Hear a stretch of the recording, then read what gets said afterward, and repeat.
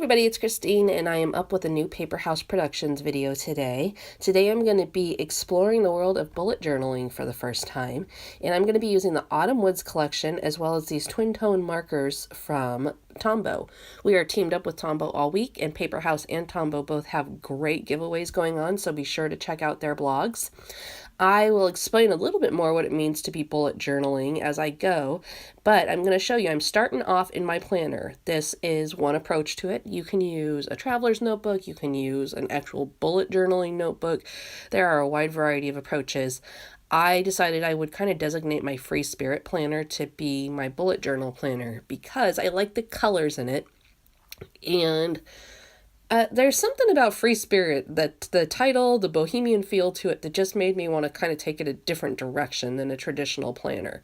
So what I'm doing now is customizing this spread to fit with the fall theme that I'm going to be going for on this page. So I am just adding some border strips, adding some patterned paper. All of those come from the Autumn Woods collection.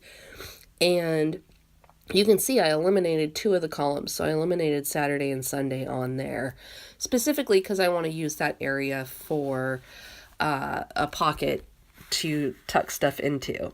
Now, what is bullet journaling? Let's talk a little bit about that. So bullet journaling is fairly new, and what it is it's kind of a to-do list / diary.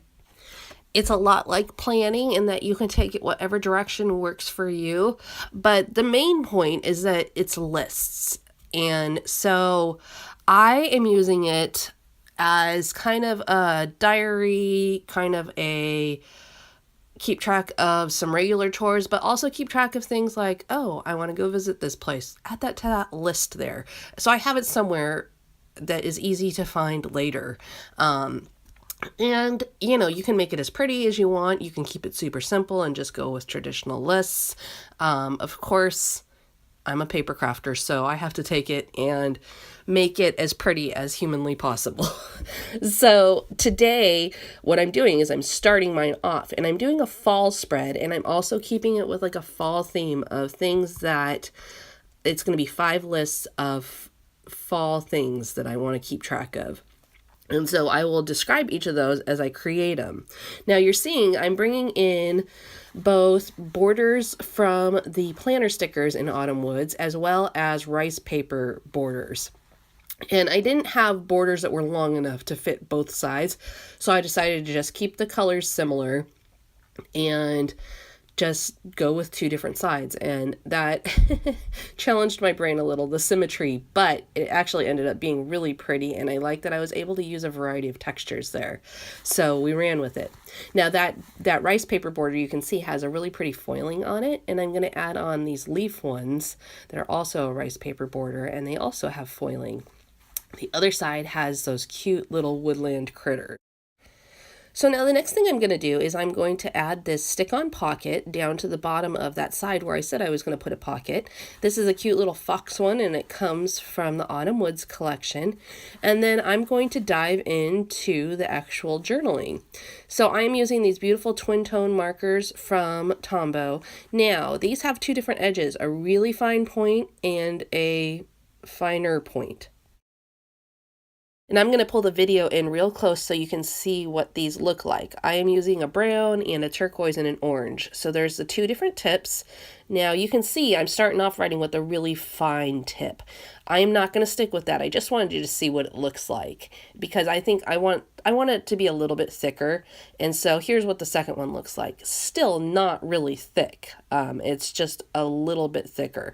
So either way will work great for your planners, for your bullet journals. It's got a good option on sizes for you. So my first list is going to be fall fun, and this is just going to be kind of a bucket list of things I want to do for the fall. And so I did my title in brown, and then I'm going to add my little boxes in my ideas in this turquoise color, and I will use some orange to accentuate it in a little bit. You can see this whole concept, it's not anything revolutionary. It just is a matter of organizing your thoughts actually into something and your to-do list. So if you're a to-do list maker, this might be a journaling hobby that is right up your alley. Now you can see I'm doing some additional decorating as I go, adding different planner stickers to the bottom, top, maybe even the middle, just to decorate and add a little bit of whimsy to the whole thing. And if I knew that that column was not going to have a real long journal, then I might add in a big sticker like I just did there. So my second column was a list of school things I want to accomplish this fall.